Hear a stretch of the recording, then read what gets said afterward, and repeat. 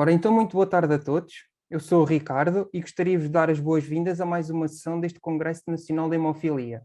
Antes de iniciar esta sessão, aproveito para agradecer a participação dos nossos palestrantes, o Dr. Miguel Crato, da Comissão Nacional de Hemofilia, e a Dra. Sara Batalha, do Centro Hospitalar Lisboa Central, Hospital Dona Estefânia. A APH agradece também à indústria farmacêutica, nomeadamente à Bayer, Novo Nordisk, Octafarma, Pfizer, Roche, Sanofi, Sobi e Takeda, pelos apoios dados para a concretização deste Congresso Nacional. Relativamente a esta sessão, o tema remete-nos para os dados epidemiológicos referentes ao ano de 2020, que nos permitirá a todos ter uma perspectiva e uma visão alargada sobre a hemofilia em Portugal.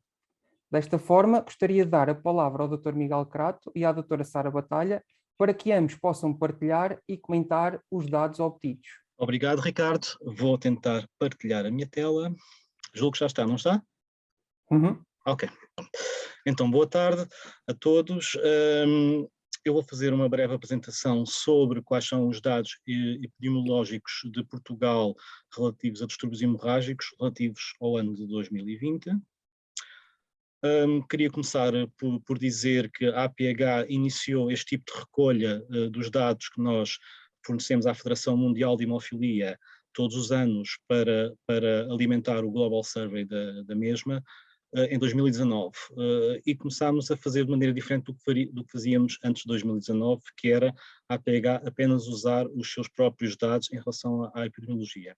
Desde 2019 que pedimos diretamente aos centros hospitalares que tratam hemofilia e outros distúrbios hemorrágicos em Portugal, especialmente aos 5 centros, que têm a esmagadora maioria destes pacientes, e também, no caso de 2020, respondeu-nos o Centro de Hemofilia, o Centro Hospitalar de Braga, e em relação aos restantes dados, usámos com os dados que nós temos das regiões autónomas da Madeira e dos Açores, para termos a radiografia o mais completa possível de qual a situação epidemiológica dos distúrbios hemorrágicos em Portugal. Muito bem, e o meu primeiro slide tem a ver quantos somos, de facto, em termos de números.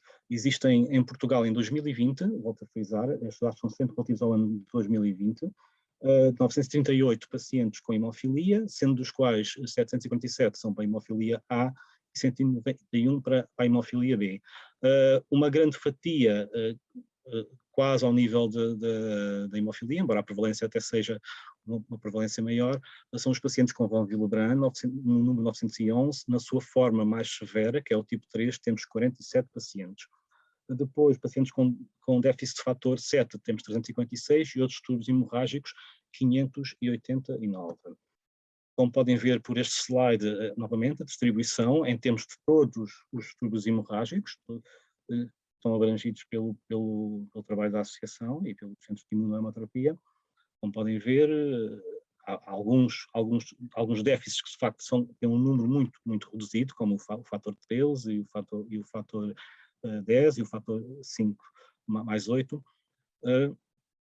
E entrando na hemofilia, em termos de severidade, como é que está a situação em 2020, como podem ver, o gráfico está dividido em hemofilia A e hemofilia B, e em termos de graves, há 42% da população com hemofilia A são graves, 12% moderados e 46% ligeiros.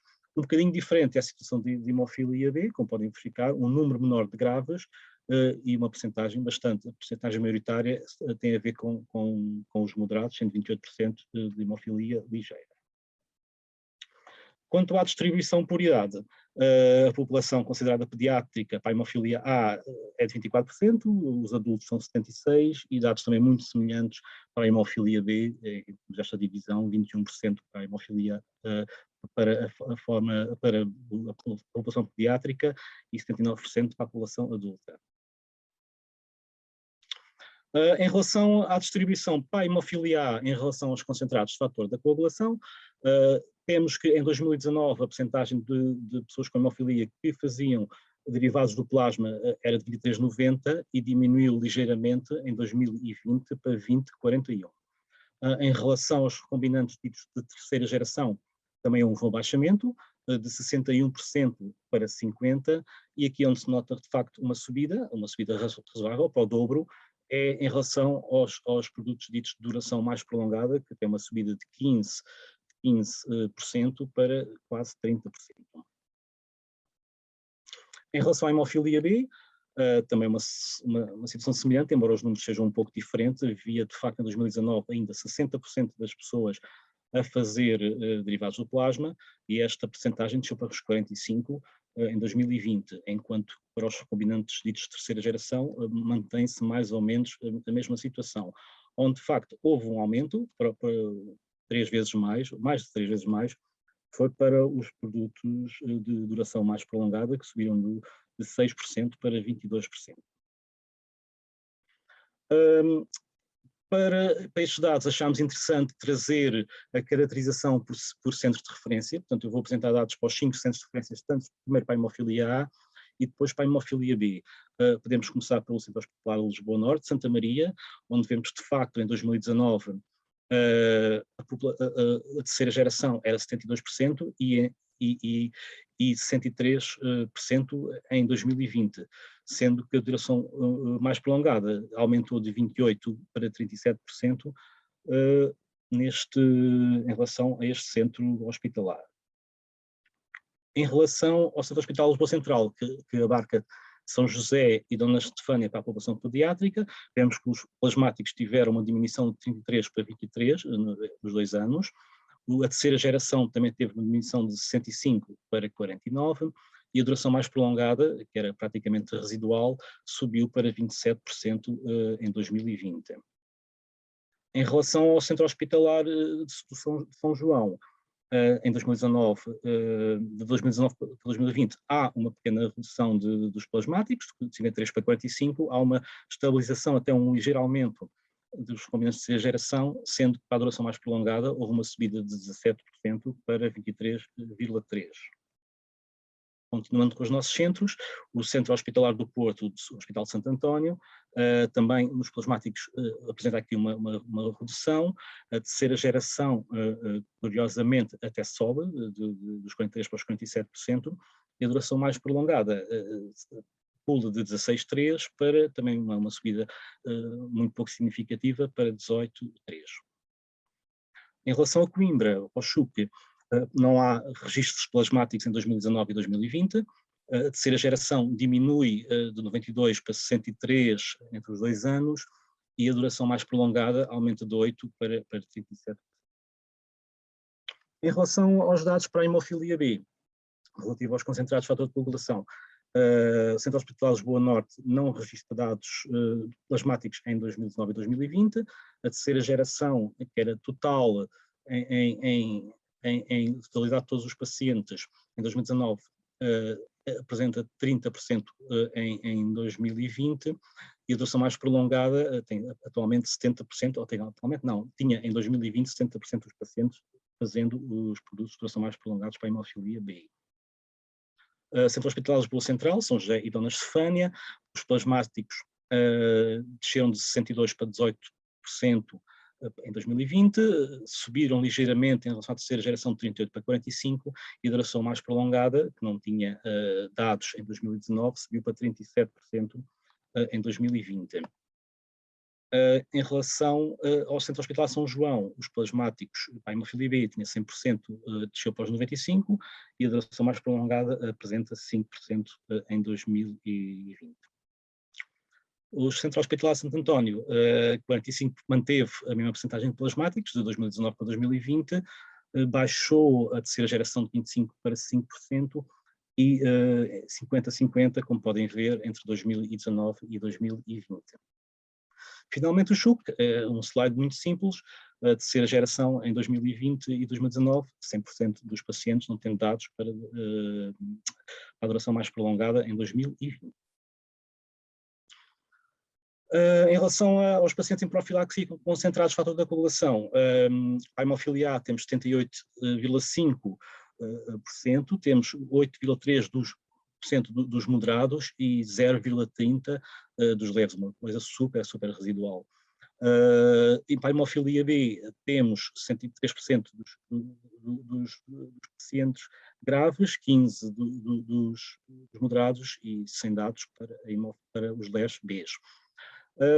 Também uma pequena nota em relação aos pacientes com vão Willebrand tipo 3, que têm acesso a concentrados. de fator, são 87% foram reportados pelos centros hospitalares.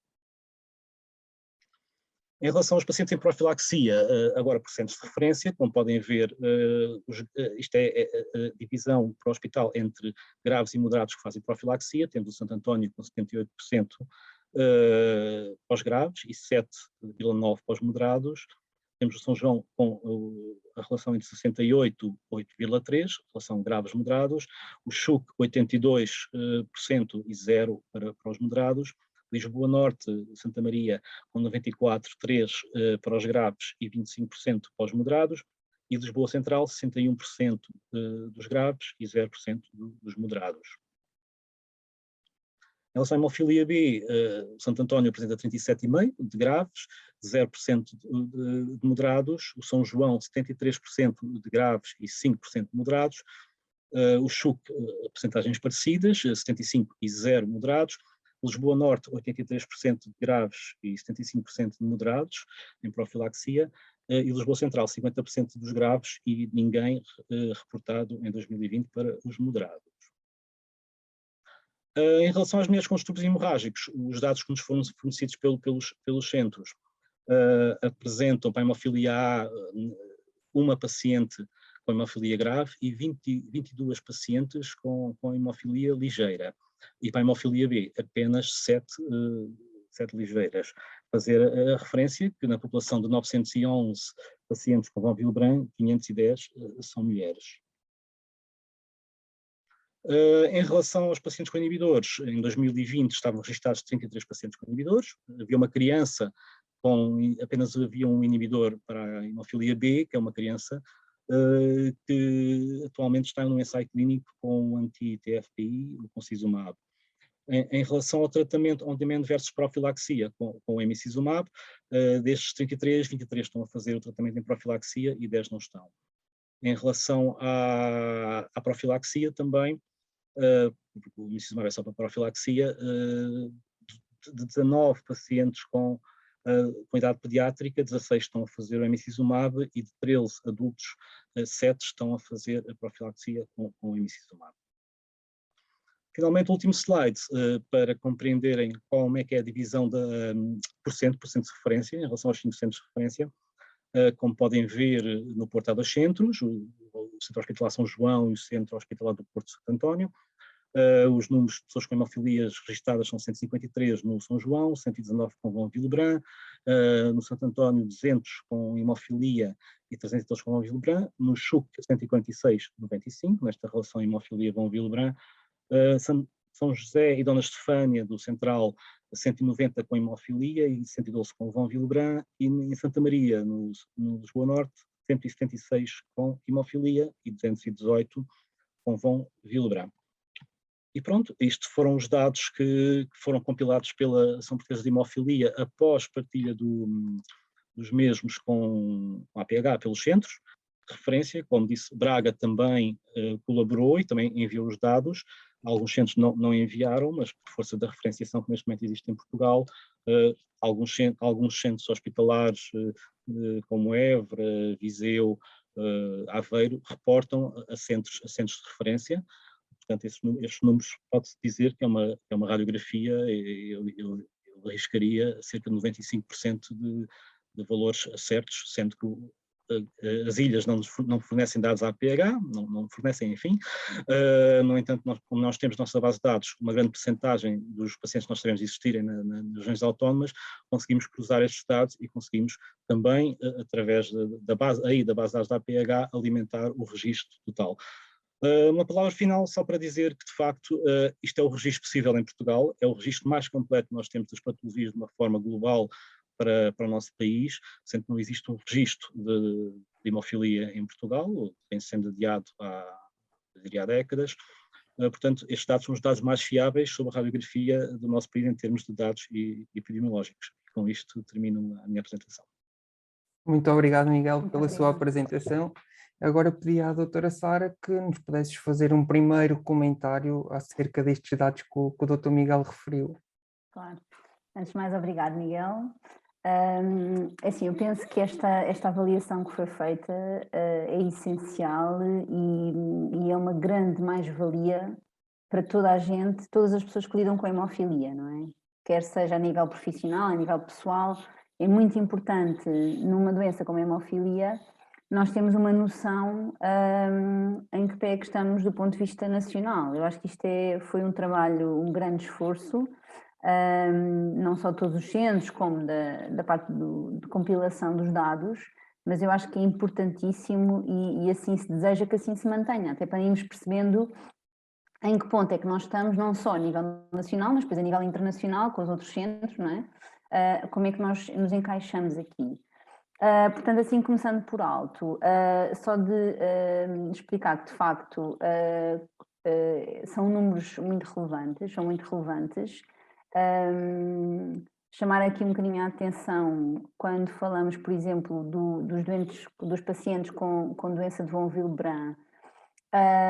Nós todos temos um bocadinho a sensação que são, não digo subdiagnosticados, mas que calhar subregistados, não é? Portanto, nós temos uma noção que existem muito mais pessoas com doença de von Willebrand do que aquelas que estão nestes registros, não só porque muitas vezes as pessoas também não valorizam tanto as suas manifestações e por isso não procuram os cuidados médicos, mas mesmo a nível na literatura nós sabemos que haverá muito mais doentes do que aqueles apenas que nós temos e que seguimos habitualmente. Depois, quando falamos aqui das outras doenças da coagulação, aqui, para além da hemofilia de von Willebrand, aqui chama a atenção também para o déficit de fator 7. Também é claramente, assim, de longe dos fatores isolados, também é aquele que nós temos visto que é mais frequente. E é muito, muito, muito frequente na nossa consulta de pediatria, crianças serem referenciadas porque foram fazer umas análises pré-operatórias, tinham um TP prolongado, e temos muitos déficits de fator 7, na grande maioria déficits bastante ligeiros, valores ligeiramente abaixo de referência, em que não é preciso haver um cuidado específico, um tratamento específico nem seguimento, mas é preciso haver uma notificação para cuidados que sejam necessários para uma cirurgia que esteja planeada, ou uma cirurgia mesmo que seja de urgência. Portanto, depois falamos aqui um bocadinho também da distribuição dos fatores que são utilizados hoje em dia, portanto, começando aqui pela parte da distribuição entre os graves, moderados e ligeiros, também é muito interessante perceber como é que é a sua distribuição, a nível hemofilia A e hemofilia B, e depois aqui, portanto, a distribuição pelos 3 tipos de fatores que nós temos, portanto, os plasmáticos e depois os recombinantes, os de terceira geração e os de duração mais prolongada. Eu acho que a nível geral, e não particularizando centros especificamente, eu acho que percebe-se que há aqui uma tendência, não é? Portanto, a tendência será irmos utilizando aqueles fatores que têm sido desenvolvidos, nomeadamente os recombinantes e depois os de duração mais prolongada, numa tendência decrescente para a utilização dos plasmáticos. Acho que isso é mais ou menos transversal, não só a nível nacional, como a nível internacional, será por aí que será o caminho. Revendo também depois aqui um pouco, portanto, temos aqui a percentagem dos doentes, dos pacientes que têm hemofilia grave e que fazem profilaxia, obviamente que, então eu como pediatra, para mim todas as pessoas com hemofilia grave devem fazer profilaxia, mas percebo que depois por vezes na idade adulta já possa haver algumas dificuldades, ou mesmo com a vontade. E depois falar aqui um bocadinho também desta situação das mulheres com distúrbios hemorrágicos. Portanto, nós temos aqui uma avaliação que tem a ver mais com o diagnóstico da hemofilia nas mulheres e esta nota que se deixou aqui também relativamente à prevalência da doença de von Willebrand no sexo feminino, e chamar aqui um bocadinho a atenção que muitas vezes estes valores também estão um bocadinho subdiagnosticados, subregistados, e é importante as pessoas terem isto em atenção. Existem muitas mulheres que têm manifestações de arte hemorrágica, quer seja menorragias frequentes, quer seja epistaxe, equimoses fáceis, hemorragias em cirurgias, procedimentos minor ou até procedimentos major, mas que muitas vezes não são devidamente valorizados, ou porque a família é toda assim, e há aqui um certo desvalorizar destas queixas, e é importante que as pessoas percebam que nem sempre é normal, ou seja, se há de facto situações em que há noção que há uma perda hemática excessiva em alguma situação, isso deve ser sempre referido ao seu médico assistente, ao médico de família, para que seja feito algum tipo de investigação, e muitas vezes assim também chegamos a alguns diagnósticos que podem ser relevantes, especialmente se as pessoas vão ser depois submetidas a cirurgias ou outras intervenções. E pronto, assim por alto seria mais ou menos este comentário, e estou disposta a conversar sobre o que mais se queira discutir. Muito obrigado, doutora Sara. Eu convido desde já todos os participantes que queiram fazer alguma pergunta, por favor, sintam-se disponíveis para colocar as questões ou no bate-papo, ou se quiserem intervir, podem ligar a câmara e fazer a pergunta pessoalmente. Entretanto, eu tenho aqui uma pergunta para colocar a ambos, tanto ao Dr. Miguel como à doutora Sara, que é: observamos que nos centros de referência localizados no Norte existe ainda uma elevada percentagem de pacientes a fazer concentrados de coagulação plasmáticos. E comparando os anos de 2019 com 2020, constatamos que existe já uma ligeira redução. Mas numa era em que estão disponíveis terapêuticas seguras e inovadoras, não há aqui que tentar fazer algo de diferente para que essas pessoas que ainda estejam com este tipo de tratamentos plasmáticos possam fazer a transição para estes novos produtos? Eu posso começar. Bem, eu julgo em relação a este ponto, de facto há uma tendência de crescimento, em termos nacionais dos fatores derivados do plasma. Eu acho que essa tendência é inevitável. Portanto, nós estamos a caminhar para uma redução significativa. Eu julgo que estes dados são dados de 2020, eu julgo que tem havido no ano 2021, mas isso também só podemos ter a certeza para o ano quando compilarmos novamente os dados. Acho que há uma tendência firme de descida. A razão, respondendo à pergunta diretamente, porque é que nos hospitais do Norte existe, de facto, maiores percentagens de pacientes a fazer os derivados do plasma, eu não sei responder.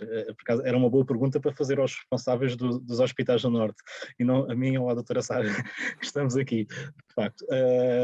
A única coisa que eu posso salientar, que tem a ver com outro estudo que a APH fez, foi um estudo sobre literacia que fizemos em 2020, em que, de facto, os níveis mais baixos de literacia apresentados pelos pacientes e cuidadores, os níveis de iliteracia eram mais altos nos hospitais do Norte comparado com os hospitais do Sul. Eu estou a especular um pouco, obviamente, não é? Mas se me permitem a especulação, mas eu acho que isto parte muito também da posição como se posiciona o paciente face ao seu centro e face ao seu médico em relação ao que quer exigir e às suas expectativas em relação aos novos tratamentos. Obviamente que isto poderá implicar, falando muito francamente, também algum déficit comunicacional entre paciente e médico especialista que o acompanha, e poderão estar aí algumas das razões para estes números serem tão díspares quando nós comparamos com o CHUC ou com os hospitais do Sul. De qualquer maneira, eu julgo que a mensagem que se deve ser passada é uma mensagem positiva, uma mensagem de que, de facto, é uma tendência sem retorno. Eu julgo que é uma tendência sem retorno, até porque se nós nos queremos, depende com quem nos queremos comparar, não é? Se nos queremos comparar com os países da Europa Ocidental, obviamente que temos valores na globalidade mais elevados. Então em alguns centros muito mais elevados. Se nos queremos, e nós queremos ir para os produtos que tecnologicamente são mais inovadores, e essa é a tendência não só do ponto de vista científico, mas também do ponto de vista das exigências dos pacientes, temos que acompanhar estas tendências. Não são tendências que nós inventamos, não é porque nos apetece, é porque de facto provam ser terapeuticamente mais vantajosas para os pacientes. Especialmente de duração mais prolongada. Agora, se nos queremos comparar com outras realidades, como a da África, então aí, pronto, estamos excelentes. Mas eu acho que no mundo da hemofilia nós não temos que nos comparar com o que está em baixo. E isto vale também para os países ditos do terceiro mundo. Também tem que se comparar, não é com o que está ainda pior que eles, é com o que está melhor, obviamente. Queremos atingir o máximo que é possível e que a ciência nos permite através de investigação. por isso eu não tenho uma grande explicação porque é que isso é, tenho algumas teorias, que já disse, poderá ter a ver com isso, mas naturalmente é uma pergunta que tem que ser dirigida não só aos médicos, mas também aos pacientes. De facto, também aos pacientes que são seguidos nesse centro, se eles acham isto normal, se estão aqui alguns também podem opinar, se acham isto normal, se querem comparar com todos os centros, por cima ou por baixo. Portanto, este é o meu comentário um pouco genérico, um pouco pela rama, em relação ao que o Ricardo perguntou. Estou totalmente de acordo com o Miguel, não posso falar, nós falamos habitualmente pelos nossos centros, não falo pelos colegas dos outros centros.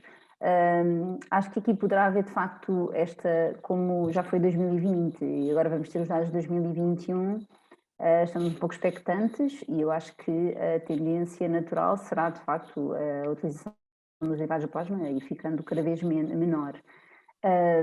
Mas isto em relação ao que as pessoas e os pacientes falam é muito, muito importante de facto, porque ir sempre questionando, não é? Se existe uma coisa melhor, como é que aconselho, o que é que devemos fazer? Às vezes é sempre uma boa discussão a ter os dois lados, não ser uma coisa unidirecional.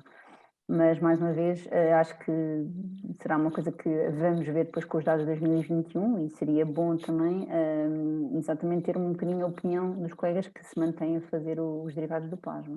Ok, muito obrigado pelas explicações. Tenho aqui outra pergunta que relativamente, e pegando ainda nos produtos recentes, nos produtos de longa duração, relativamente à hemofilia B, todos nós sabemos que existe estes novos produtos e que são realmente uma mais-valia, não é? São de valor acrescentado a nível da semivida que o produto tem em comparação com a hemofilia A.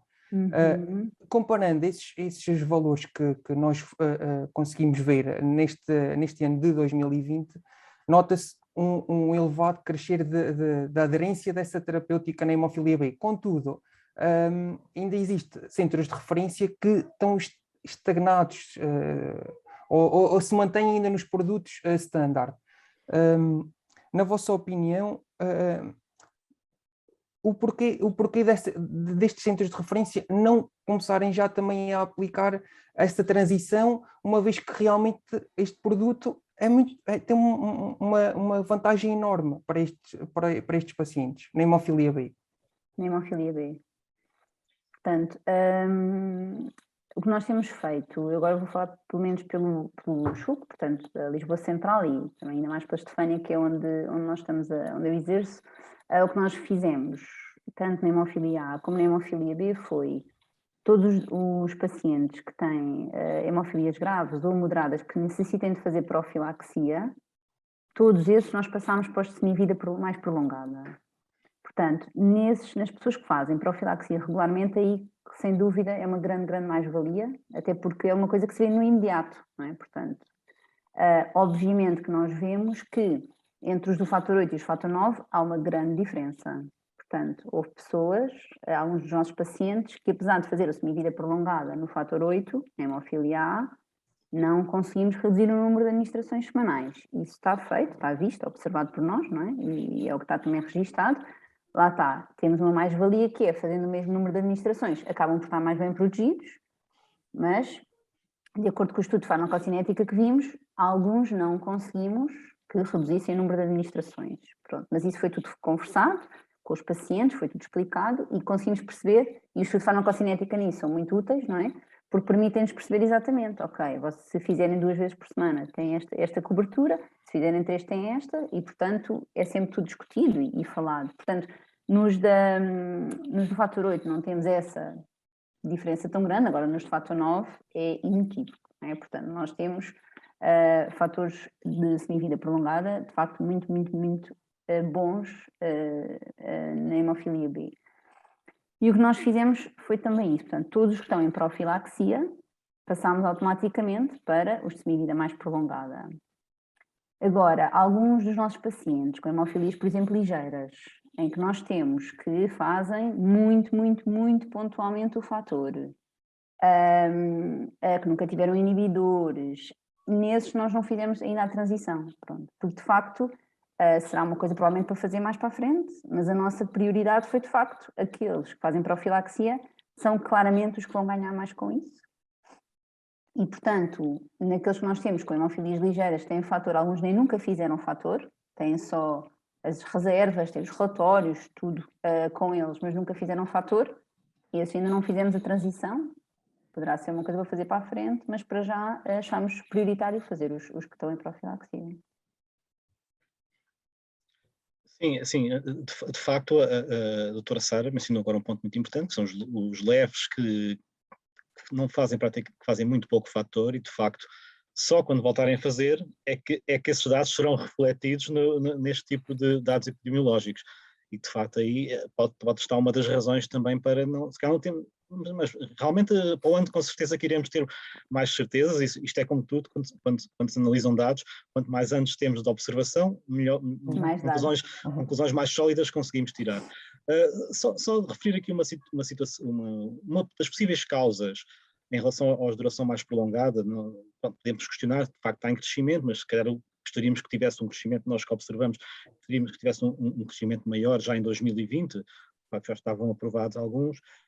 Uma das razões pode ter a ver com o custo dos produtos. É preciso não esquecer, e que muitas vezes não são os médicos diretamente que são os responsáveis por aqueles produtos estarem disponibilizados ou não, mas sim as administrações dos hospitais e os preços que são praticados e obviamente, em comparação e numa questão de gestão do budget que o hospital tem, pode atrasar a introdução do medicamento, além de que, com certeza, do ponto de vista clínico, me dirá se eu tenho razão, haverá prioridades e haverá doente analisado, paciente a paciente, para se analisar se quem fica à frente quando é introduzido, hemorrágico mais grave, por exemplo.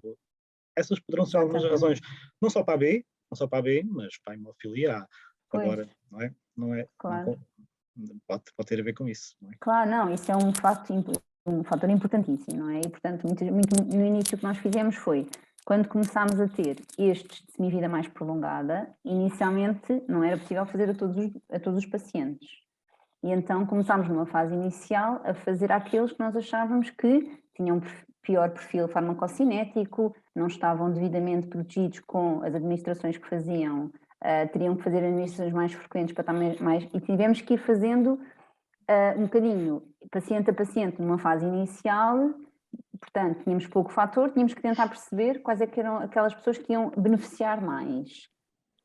Com o passar dos meses, nós fomos tendo mais acesso a mais fator desse minha vida mais prolongada, então aí tomámos a decisão em conjunto portanto, em conjunto com o Hospital de São José, como centro de referência que somos, e decidimos, ok, então, agora que já temos mais fator disponível, conseguimos então progressivamente passar todas as pessoas em profilaxia para estes fatores de vida mais prolongada, mas no início é muito isso que o Miguel diz, é tudo uma questão de gestão, não somos nós que fazemos as contas, mas no fim somos, não é? Portanto, de gestão do fator que temos, dos pacientes que temos, para irmos ajustando isso e prestarmos os melhores cuidados aos nossos pacientes, naturalmente. Sim, porque acima de tudo o médico não é um budget manager, não é, ou pelo menos não deveria ser. Eu sei que alguns médicos têm tendência, gostam muito de avaliar essas situações, o que é que fica mais barato para o hospital, mas do ponto de vista puramente da competência médica, do ponto de vista puramente deontológico, o médico tem que se preocupar se aquele medicamento que está a propor ao paciente, numa discussão entre os dois, se aceita, se não aceita, com vantagens e desvantagens, se tem uma vantagem terapêutica ou não. Completamente. Ou seja, eu sei que há tendência, e na vida real isso acontece de facto, porque obviamente toda a gente é pressionada por toda a gente em termos de administração para ser o mais barato possível e quer-se um sistema de saúde sustentável. Agora, não creio que seja, não estou a ver que seja essa a razão, pelo menos para a maioria dos médicos, para decidir entre um produto e outro. A questão económica será a vantagem terapêutica para o paciente e o melhor para o paciente. Claro. E a disponibilidade que temos a nível do centro, não é? Claro. Exatamente. Eu acho que é um bocadinho isso que nós vamos tentando gerir, portanto, com base nos nossos pacientes e nos seus perfis farmacocinéticos e de vida, não é?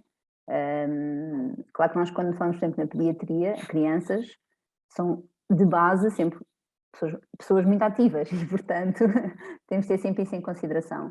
Mas é um bocadinho isso, de acordo com aquilo que nos vai sendo dado e que nós temos disponível, vamos tentando aplicar o mais possível de acordo com todo o perfil hemorrágico de cada um.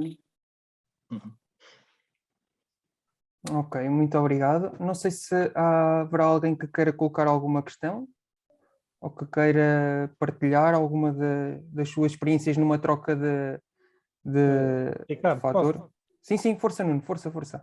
Obrigado, Ricardo. Obrigado, Miguel, e à doutora Sara pelas análises que têm feito.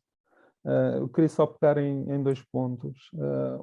Um deles tem a ver com a percentagem de produtos derivados do plasma, que este estudo, estes dados marcam, e que obviamente este ano será diferente.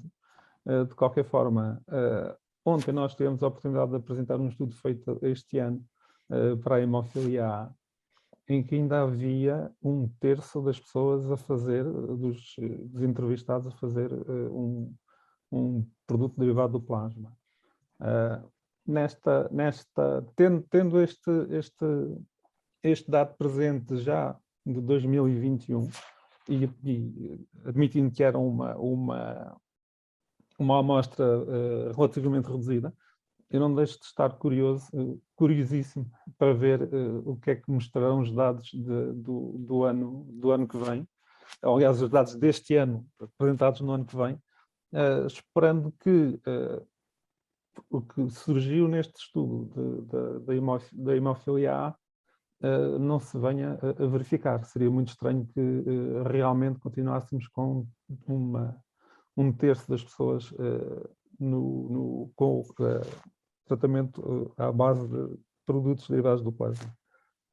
Em relação à questão dos distúrbios hemorrágicos nas mulheres, continua a ser, ou parece continuar a ser uma questão em que que é clinicamente subdiagnosticado, mas que também é culturalmente subvalorizado e até, se calhar, até socialmente.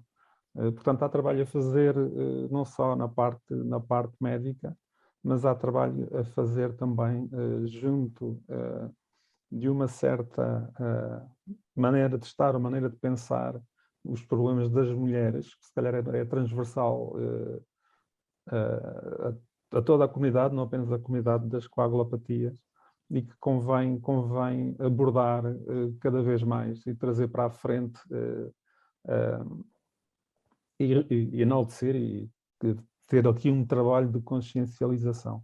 Porque, como a doutora Sara diz, realmente os números muitas vezes nem sequer refletem as nossas experiências, ou as nossas vivências, ou as nossas conversas com as mulheres que nós conhecemos. E todos nós, homens, que vivemos mais ou menos neste estado de algum conforto medicamentoso, algum conforto em termos da atenção que nos é prestada, até socialmente, até culturalmente, estamos também, de certa forma, habituados a fazer parte do problema, que é não prestar atenção ou não valorizar tanto os problemas das mulheres. E a associação, a APH, abraçou também esta causa e vamos juntá-la à missão que convaremos daqui para a frente. Eu acho que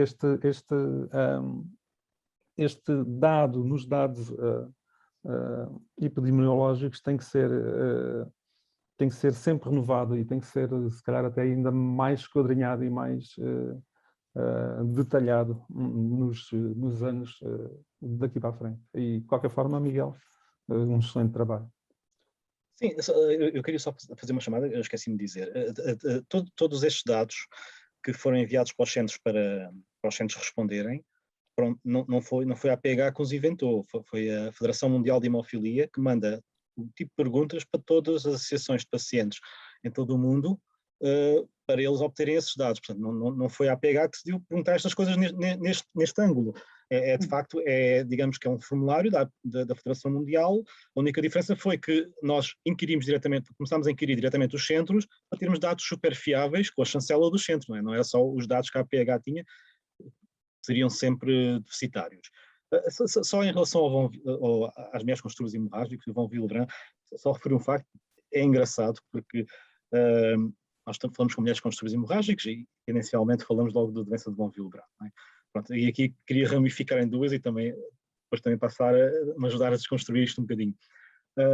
Geralmente a doença de von Willebrand, e nós temos falado na APH muito da doença de von Willebrand para as mulheres, eu vou virar um bocadinho o bico ao prego, mas de facto pelos dados que nós temos ali, os dados fornecidos, metade são homens, metade são homens, e tem sido engraçado. E para este também, não é? Sim, tem sido engraçado porque a doença de von Willebrand, pela comunidade dos distúrbios hemorrágicos, a Associação Portuguesa de Hemofilia, mas as outras associações e a nível internacional também, geralmente é puxado para a parte das mulheres, quando nós esquecemos muitas vezes, também há homens com von Willebrand e graves e que também precisam de atenção. Portanto, só para também fazer chamada, se queremos ser inclusivos, enfim, claro. Também teremos ser inclusivos não com as mulheres, não só com as mulheres com distúrbios hemorrágicos, mas a doença de von Willebrand tem o seu valor em si, Claro. como patologia, não é uma Claro. patologia das mulheres, atenção, porque muitas vezes pensam, isso é as mulheres é que sofrem mais. Não, os homens também, a doença de von Willebrand também sofrem.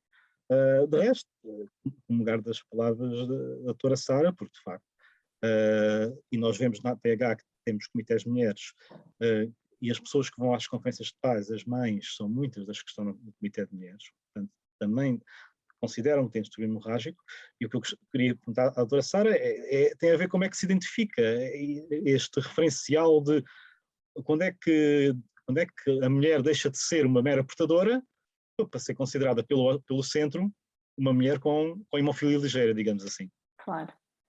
Portanto, nós também tentamos fazer sempre essa avaliação, sempre que há o diagnóstico de uma criança, tentamos fazer sempre a avaliação da família. Às vezes estamos a falar da mãe, mas também podemos falar das irmãs ou mesmo familiares da mãe, não é?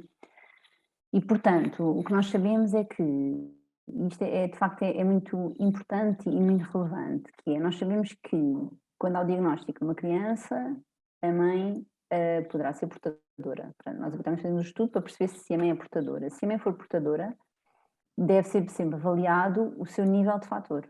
Portanto, fator 8 ou fator 9, consoante a hemofilia. E muitas vezes o que nós verificamos é que se tiver um valor baixo, portanto, abaixo dos 50%, 60%, é mais ou menos o nosso cutoff, nós consideramos que essa pessoa portadora de hemofilia acaba por se comportar como uma hemofilia ligeira. O que nós também nos temos apercebido é que, mesmo que não tenham valores considerados baixos, às vezes ali nos valores que nós consideramos borderline, portanto, 60, até um bocadinho mais, muitas vezes existem manifestações de diátese hemorrágica, existem de facto uma clínica sugestiva de uma coagulopatia. E isso é muito relevante, porque não só pode ter implicações no dia-a-dia da mulher, e portanto estamos a falar nas perdas menstruais abundantes, que são assim muitas vezes um peso grande, mas também é importante que essa pessoa esteja identificada para, se for necessário fazer algum tipo de intervenção, e estamos a falar por vezes de coisas simples, extrações dentárias, ou até depois cirurgias que podem ser mais ou menos invasivas, é muito importante que haja essa informação. É muito importante que haja informação não só para o médico de medicina dentária, não só para o médico cirurgião, que há ali uma alteração da coagulação, porque há certas coisas que nós fazemos preventivas e que nós temos sempre, portanto, por exemplo, nos relatórios clínicos dos nossos pacientes, rapazes com hemofilia ligeira, que nós muitas vezes temos as informações todas, o que se deve fazer em cada situação. Muitas vezes estas mulheres que sejam portadoras e que tenham valores que até podem ser no limite do normal, mas se tiverem manifestações, são pessoas que têm obrigatoriamente que ter certos cuidados em determinadas intervenções. E é um bocadinho chamar a atenção para isto e não deixar que as pessoas desvalorizem as suas manifestações, porque depois, numa situação específica, quer seja cirurgia de emergência, quer seja uma coisa mais invasiva, podem ter hemorragias que são depois desnecessárias e que podiam ter sido prevenidas de certa forma. Ok, muito obrigado. Não sei se mais alguém quer colocar alguma questão. Eu gostaria de lançar outro tema que tem a ver com as razões dos níveis de profilaxia que nós vimos nos dados epidemiológicos. Pode-nos parecer quais serão as razões de fundo que estão em, por exemplo, em alguns centros, mas de uma forma geral, nem todas as pessoas com hemofilia grave estarem a fazer profilaxia. E também debater isso um bocadinho com a doutora Sara, qual é que acha que são as razões para isso. Eu quero aventar uma que tem a ver com a adesão ao tratamento. Não é? Às vezes não é uma questão dos médicos não quererem que os pacientes façam ou não façam profilaxia. Às vezes é mesmo os níveis de adesão dos pacientes é que não permite que façam uma profilaxia e preferem fazer ou uma profilaxia adaptada quando fazem exercício físico ou simplesmente só quando tiver um episódio hemorrágico, isso será um medimento, portanto, poderá estar aí também um bocadinho. Eu não ponho de parte que haja uma análise clínica em relação ao fenótipo hemorrágico daquela pessoa e que não o ponham a fazer profilaxia. Também não ponho de parte isso porque não posso pôr, nem sequer tenho dados para isso. Isso é uma questão. A outra questão também tem a ver com os moderados a fazer profilaxia ou não é? A velha questão que víamos há muitos anos, que só os graves é que têm direito à profilaxia. Portanto, aquele número mágico do 1%, o número fictício de 1% de facto que as pessoas tinham, ou seja, se tivesse 0,9%, ter profilaxia. Se tivesse, pode ir isto ridículo, não é? Se tivesses 1,1, então és considerado moderado e já não fazes. Claro. Nós, pela nossa experiência, falar com as pessoas, e a doutora Sara, com certeza, pela experiência da análise clínica e dos fenotipos hemorrágicos graves ou não graves dos pacientes, sabe perfeitamente que muitos moderados, por vezes, sangram mais do que alguns graves. Portanto, a minha questão é, agora que toda a gente fala nos números mágicos com os long-acting, as pessoas deverá ter sempre pelo menos ali entre os 3 e os 5, no mínimo, né? até mais na hemofilia B. Faz sentido continuar a falar em graves, moderados? Esta divisão existe em todo o lado, na literatura, na prática clínica, entre os pacientes. Será que ainda hoje em dia devíamos continuar a fazer esta divisão de fictícia? Portanto, eu arrisco-me a dizer que qualquer médico que trate pessoas com hemofilia, perante uma pessoa com hemofilia grave, arrisco-me a dizer que qualquer médico aconselharia a fazer profilaxia. Pronto. Podemos ter uma outra exceção, mas quer dizer, de base, qualquer pessoa com hemofilia grave deve fazer profilaxia. Porque nós sabemos que não é só as hemorragias visíveis, não é só aquelas que dão, claro, as manifestações clínicas. Nós sabemos que, e eu acho que isso é um grande ponto da hemofilia desde há muito tempo, e cada vez mais se fala disso, que é, nós sabemos que existem muitas hemorragias subclínicas, especialmente articular, e o nosso objetivo com a profilaxia é, acima de tudo, proteger as articulações. E, portanto, isso, podemos ter uma criança, desculpa, eu falo criança porque é defeito da prática, mas nós temos de ter uma criança que, apesar de ter uma hemofilia grave, até parece ter poucas manifestações de ato hemorrágica, mas nós não sabemos como é que se estão a comportar as articulações e, portanto, nós sabemos que, podendo haver hemorragias subclínicas que não dão praticamente sintomas, mas que a longo prazo vão evoluir para uma artropatia, de base, por defeito, a hemofilia grave é aconselhado imediatamente a fazer profilaxia. Agora, em relação aos moderados, obviamente que nós temos aquele cutoff, é um valor um bocadinho fictício, mas tinha que haver um cutoff em algum sítio, mas cada vez mais nós estamos todos um pouco alerta que os moderados têm que se avaliar caso a caso. E, portanto, nós já temos vários moderados, que nós às vezes dizemos moderadamente grave, não é? que é outra palavra, moderadamente grave, a fazer profilaxia, porque de facto percebemos que, apesar de ter um valor que não era taxativamente abaixo de 1%, tem um fenótipo que requer preocupação e, nesse caso, o primeiro passo é sempre a profilaxia, naturalmente. Relativamente à adesão à terapêutica, ou seja, poderá ser uma das razões para eu acho que sim, eu acho que sim. Portanto, agora, se as pessoas que acabaram por nunca fazer profilaxia, se aceitam fazer profilaxia já em idade adulta, com tudo o que isso depois acarreta a nível de não só de logísticas, eu percebo que haja pessoas que podem não querer. Agora, acho que é sabido que seria sempre uma mais-valia, mesmo que as pessoas já tenham alguma patologia articular, algumas queixas específicas, é sempre uma mais-valia fazer profilaxia. E eu acho que estes de semivida mais prolongada, especialmente na hemofilia B, o fator 9, eu acho que poderíamos ganhar muito nesse grupo de pessoas, que são pessoas que, apesar de terem uma hemofilia grave, que nunca se quiseram comprometer muito, por exemplo, com fazer uma profilaxia, administrações semanais ou 2 vezes por semana, Se agora tivermos possibilidade de fazer administrações, por vezes, por exemplo, de 15 em 15 dias, se calhar já conseguimos convencer que seria uma coisa que eles poderiam equacionar e que teria muitos benefícios, não é? Portanto, eu acho que nós somos sempre apologistas da profilaxia nos graves e nos moderadamente graves quando tem clínica, se depois as coisas são de facto cumpridas ou não. Acho que depende muito da pessoa e os long-acting, especialmente no 9, poderão jogar a nosso favor das pessoas aceitarem, ok, o impacto que isso vai ter na minha vida não é tão significativo assim e os benefícios que eu vou ter com isso são reais e as pessoas começando notam diferença e portanto acho que aí poderá ser uma importante mais-valia. Sim, porque era como eu dizia, se os long-acting vão permitir níveis basais em circulação superiores a 5%, vamos lá em teoria, podíamos pensar que uma pessoa com hemofilia, que mantivesse administrações, podia facilmente, com qualquer um dos long-acting, ter um nível basal de 5% sempre, não é? Uma pessoa com 2% acabaria por ficar quase que, entre aspas, prejudicado em termos de profilaxia. Pois. Ou seja, seria mais grave o moderado do que o grave em si. Eu acho que é toda a relevância dos graves, até porque é uma questão que é pertinente. O que interessa numa pessoa com hemofilia é a proteção. Acima de tudo funciona para uma maior proteção 24 horas sobre 24 horas por dia, e isso é a definição de profilaxia. E qualquer acidente pode acontecer a qualquer altura.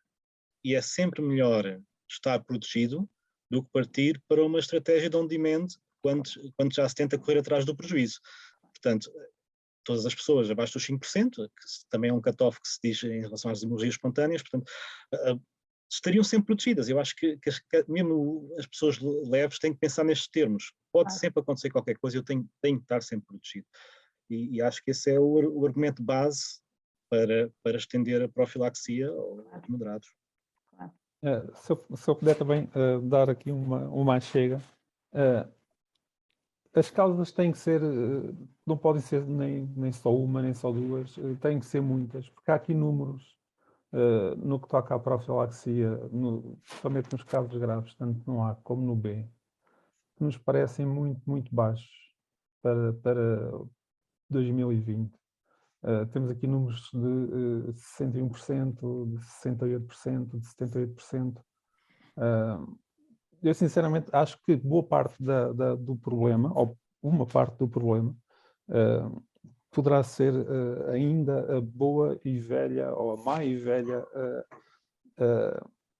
dificuldade das pessoas tomarem a responsabilidade também de gerirem a sua própria patologia. De muitas vezes continuarem à espera, ou deixarem muitas vezes a responsabilidade toda na mão dos médicos. Isso, de certa forma, os liberta de quando as coisas correm mal.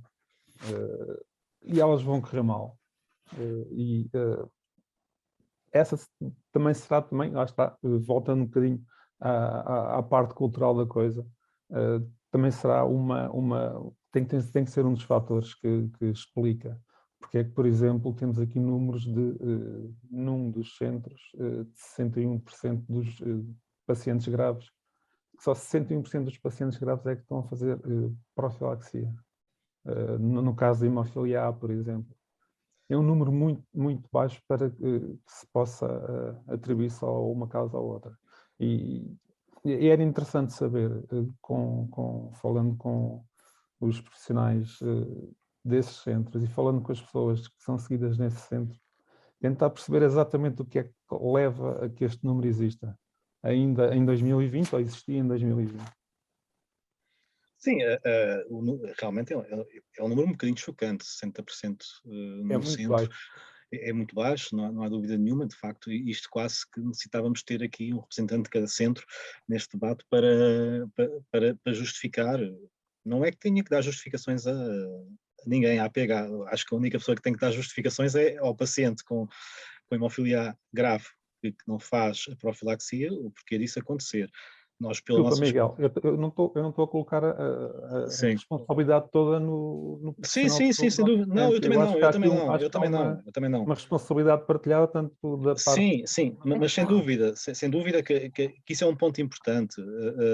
a maneira como o paciente olha para toda a sua relação com o médico, especialmente os mais velhos, ao longo de toda uma vida, pronto, foi sempre, eu não queria usar a palavra envenenada, que é muito forte, porque realmente é muito feio usar, mas foi sempre condicionada, foi um bocado condicionada pela relação hierárquica que existe entre os dois e pelo conhecimento adquirido que essa pessoa tem. Portanto, há sempre o médico sabe sempre o que é melhor para nós, é um velho brocardo que se usa muito, portanto, e sem dúvida que eu não duvido que seja assim. Agora, temos que ir um bocadinho mais à frente. O médico sabe o que é o melhor para nós, mas os próprios médicos e a própria ciência está cada vez a valorizar mais os outcomes dos pacientes, aquilo que os pacientes esperam do tratamento. E isso é que é medicina moderna, não é o médico seguir sozinho. Isso já, na cima, para patologias crónicas como a hemofilia, que é para a vida. Portanto, é uma questão de mentalidade, é uma questão de bloqueio mental, como eu já disse na outra sessão, é uma questão também de atitude proativa e é uma questão comunicacional, porque os médicos, quer se queira, quer não, têm que aprender os métodos de comunicação eficaz na sua prática clínica. Não tem nenhuma cadeira específica para isso na Faculdade de Medicina de Comunicação. Portanto, é pela prática que vão lá, mas os pacientes também têm que ser pela prática que têm que ir lá. Ok, não sei se há mais alguém que queira colocar alguma questão. Eu só queria falar aqui no último dado, que me parece um pouco preocupante, que é a percentagem de pessoas com inibidores que ainda não está a fazer profilaxia. Com o emicizumab. De facto, deixe-me lá só rever, julgo que era em 33 pacientes declarados, ainda existem 10. Eu sei que são poucos, 10, mas são 10, cada um vale por si bastante. Ainda são bastantes pacientes que não estão a fazer profilaxia. Ora, a profilaxia é a única maneira de estar seguro. E quer queiramos, quer não, os agentes bypass foram importantes no passado para as pessoas com inibidores porque não havia mais nada. Não havia mesmo mais nada. E a semivida deles era ridícula quando comparada com os outros. Portanto, estamos a falar de 2 horas para um e estamos a falar de 6 horas para o outro, semivida. Portanto, isto não é nada, isto não protege nada. Protege aquelas horas.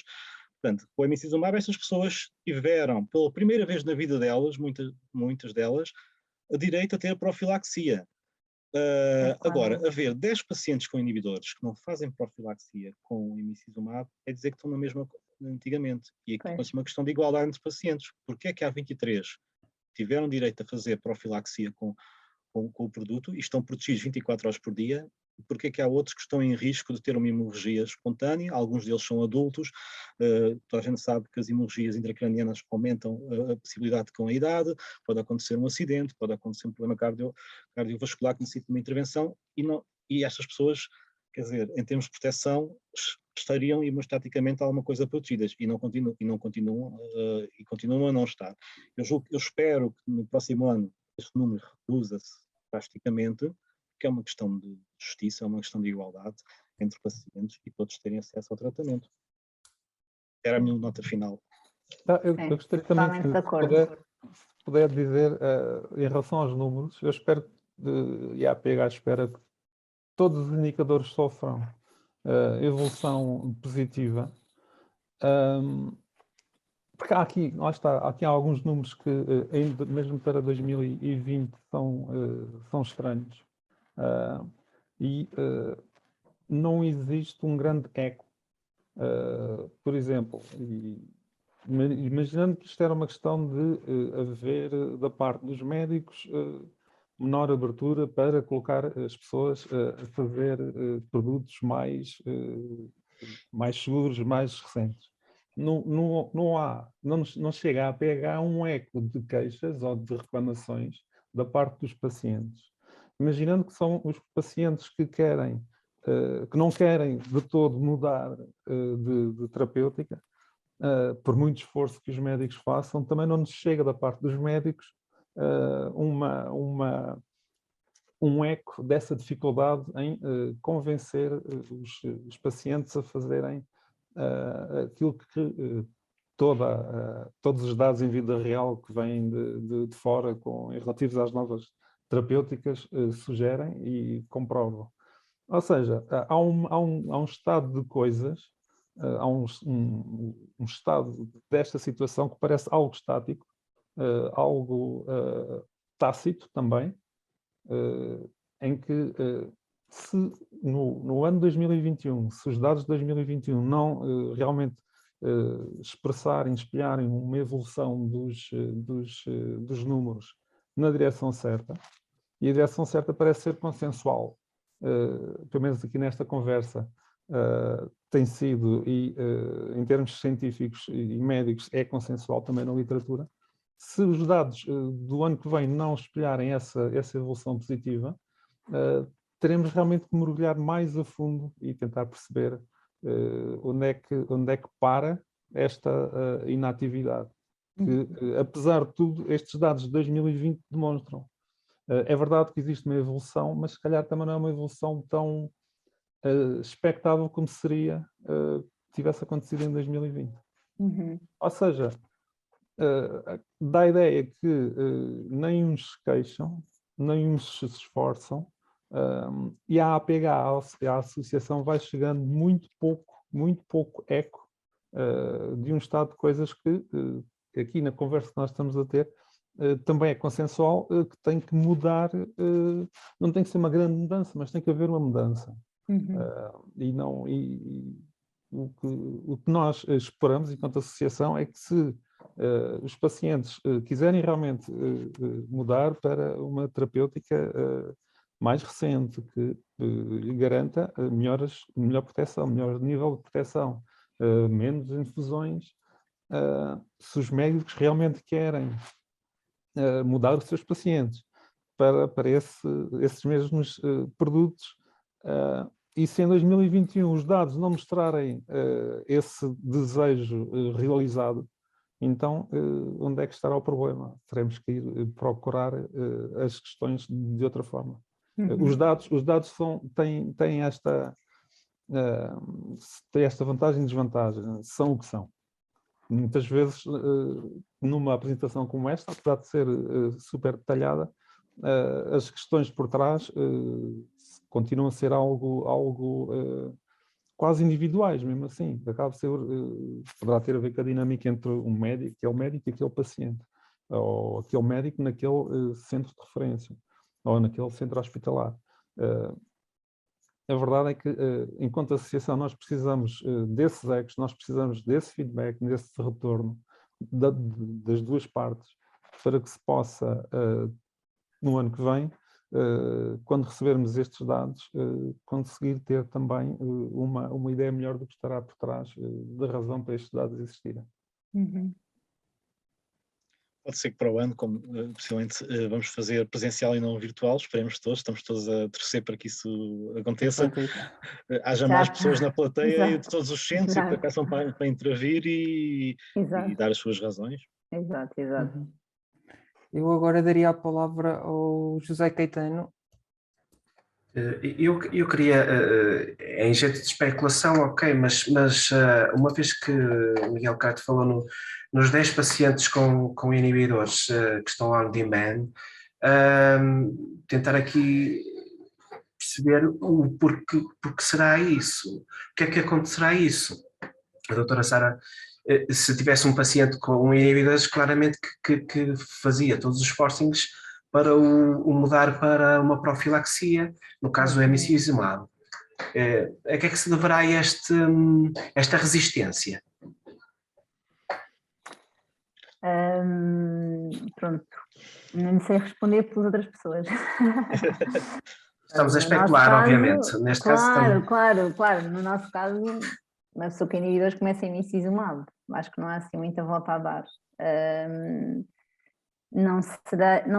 Não percebo muito este número, de facto, até porque, se falarmos da via de administração, não é pior, antes pelo contrário, do que o fator, não é? Portanto, se é uma pessoa que faz profilaxia, desenvolve inibidores, tem que fazer outro tipo de profilaxia com emicizumab, a própria administração, até não será pela administração que há aqui uma recusa, pelo menos da parte da pessoa que vai fazer. Portanto, não consigo encontrar uma resposta para isso. Até porque estes dados não contemplam propriamente as ilhas, não é? Porque eles não responderam. E as ilhas são um fator de insularidade tremendamente grande, não é? Para além da questão geográfica, também há a questão cultural que torna as pessoas de facto mais reservadas. Mas este número é claramente um número do continente, o que é estranho. Sim, é que nós tenhamos conhecimento, só existe uma pessoa com inibidores nos Açores, na Madeira não existe ninguém, portanto há de ser essa pessoa, uma criança. Agora, eu tenho uma teoria que pode ser absurda, mas eu quase que aposto que é por causa do preço. Mas é uma teoria muito rebuscada, esta do preço ser muito elevado. Pronto, estou a brincar, obviamente. A única coisa que eu posso dizer em relação a estes 10 pacientes, eu por acaso uma vez falei com um que me confidenciou que a razão para não lhe estarem a fazer a profilaxia com o Incizumab era porque ele não sangrava muito. A médica ter-lhe dito, não tens muitas hemorragias, por isso não vale a pena. Aquele retorqui, pois pode não valer. É assim, isso não é um argumento científico, nem muito menos clínico, para se impedir um paciente com inibidores, já por si é considerado uma patologia dentro da patologia hemofilia, porque de facto tem características muito próprias em termos de gravidade, são pessoas que sangram mais que as outras, têm mais hemorragias que as outras, são pessoas que têm as articulações muito mais deterioradas que as outras. Qualquer intervenção cirúrgica é uma dor de cabeça para qualquer médico, em termos de dor, ainda continua a ser mesmo com o Emicizumab. Portanto, é um bocadinho, agora, achar que as pessoas, é como a história de não se fazer profilaxia a pessoas com hemofilia A grave ou moderada porque não sangram muito. Não sangra muito. Assim, não sangra muito, mas precisa estar protegida. Aqui, a palavra-chave na hemofilia é proteção 24 horas sobre 24 horas. A pessoa, com certeza que quem diz isto, se tivesse hemofilia ou se tivesse um filho com hemofilia, fosse moderado ou grave, queria que ele tivesse protegido, ou com inibidores, queria que ele tivesse protegido às 24 horas, mesmo não sangrando muito, mesmo tendo hemorragias anuais de 1 ou 2 por ano.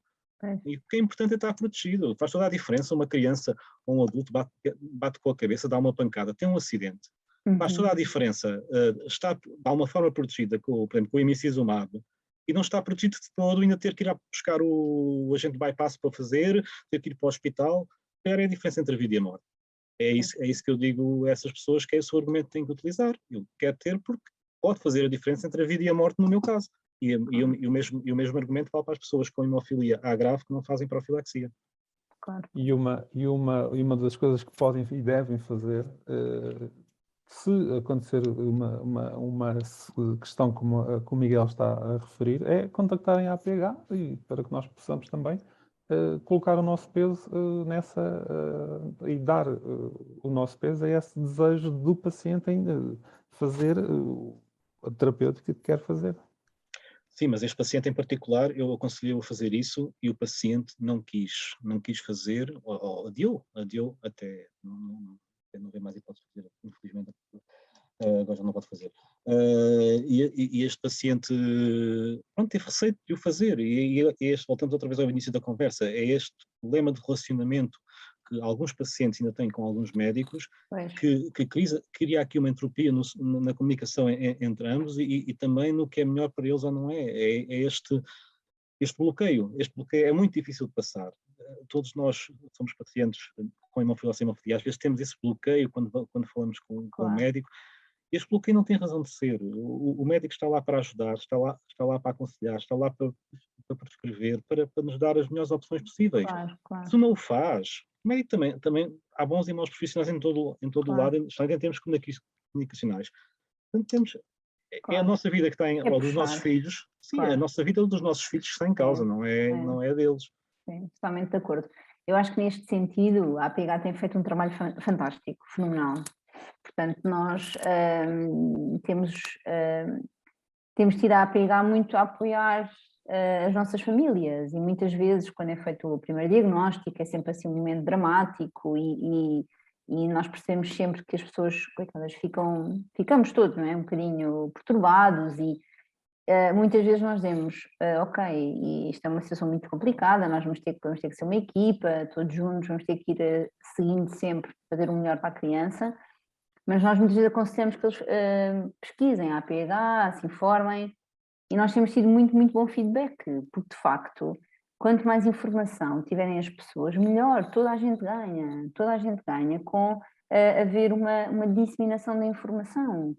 Nem que seja, quando começaram a aparecer estes fármacos de vida mais prolongada, houve uma fase em que já se estava a falar disso, alguns sítios já usavam, nós ainda não tínhamos disponibilizados, mas foi muito importante haver essa questão. Ok, mas se já ouvi falar de um fármaco melhor, que dura mais tempo, o que é que tem a dizer sobre isso, não é?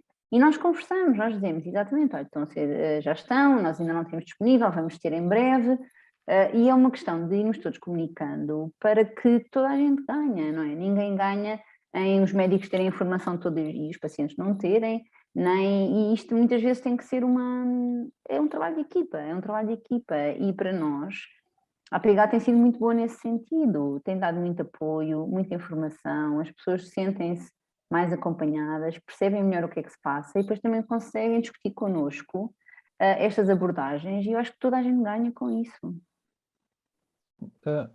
Doutora, eu não sei até que ponto é que também a APH poderá auxiliar o trabalho dos médicos numa questão em que, muito provavelmente, os médicos destes centros poderão, imagino eu, sofrer pressões do Conselho de Administração, e nessas situações a APH também pode ajudar e também pode trazer, julgamos nós, o seu peso, também para resguardar os médicos, para muitas vezes os médicos poderem ter ali um suporte de que, ok, nós temos a certeza que estas terapêuticas são realmente as melhores.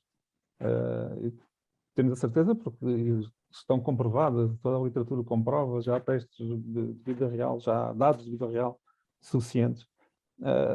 Porque muitas vezes os conselhos de administração têm uma visão a 4 anos ou a 3 anos, e se calhar até a questão que o Miguel diz do preço acaba por ser a única que eles acabam por pensar, enquanto que o médico tem outras preocupações e tem, se calhar, até outras mais elevadas indicadores éticos e deontológicos, que, quer dizer, não vamos dizer que um conselho de administração não devia ter, mas dá uma ideia que são preocupações diferentes. E numa situação em que algum médico se sinta, ou alguma equipa médica se sinta também pressionada, eu julgo que a APH também pode fazer aí, ter aí um papel positivo a desempenhar, caso assim seja solicitado. Porque muitas vezes estas, vou dizer guerras, não são guerras, mas estes conflitos ou estes stresses, nem os médicos têm que passar sozinhos, nem os pacientes têm que passar sozinhos. Estamos todos, de certa forma, a lutar por um mesmo objetivo, e qualquer obstáculo, seja ele institucional, seja ele cultural ou até de postura,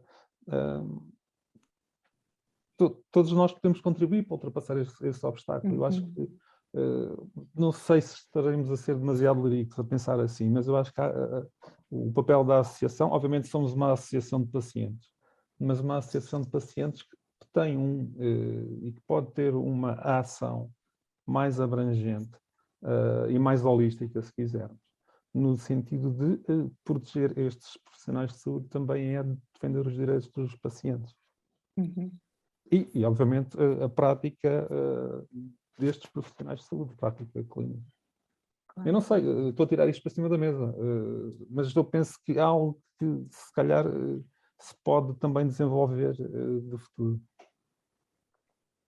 Pois, eventualmente, eu acho que o nosso trabalho enquanto médicos é sempre, ao ser o fazer o melhor para os nossos pacientes, também muitas vezes passa por fazer pressão no Conselho de Administração em certas circunstâncias, em certos momentos, não é?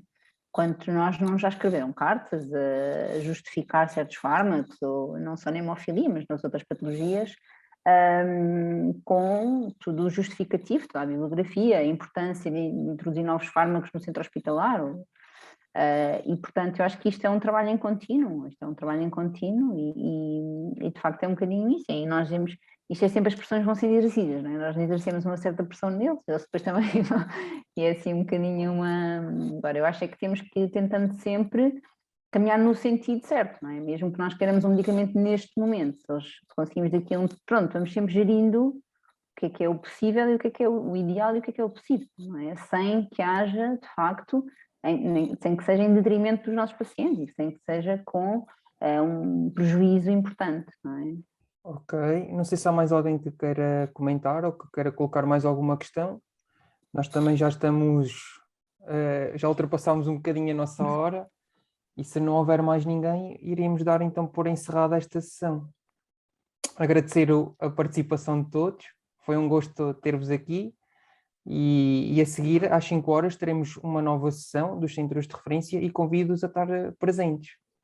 Muito obrigado. Obrigado, muito obrigado. Muito obrigado. Boa tarde. Obrigada. Boa tarde. Obrigada.